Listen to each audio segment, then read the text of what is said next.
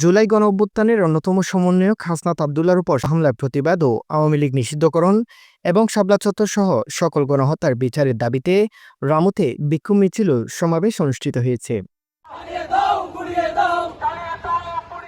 বৈষম্য বিরোধী ছাত্র আন্দোলন ও জাতীয় নাগরিক কমিটির উদ্যোগে এই বিক্ষোভ মিছিল ও সমাবেশ অনুষ্ঠিত হয়।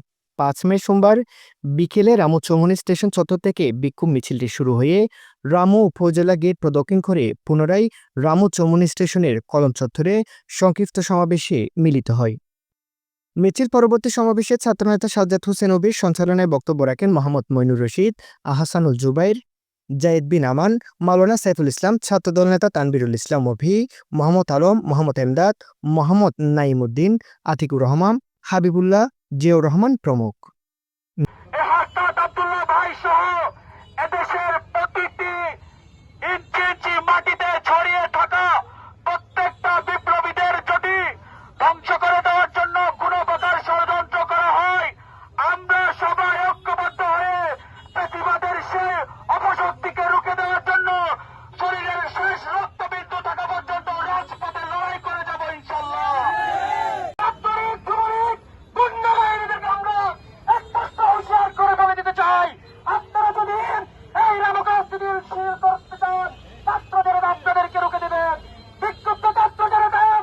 নিউজ ডেস্ক, রামু খবর 24।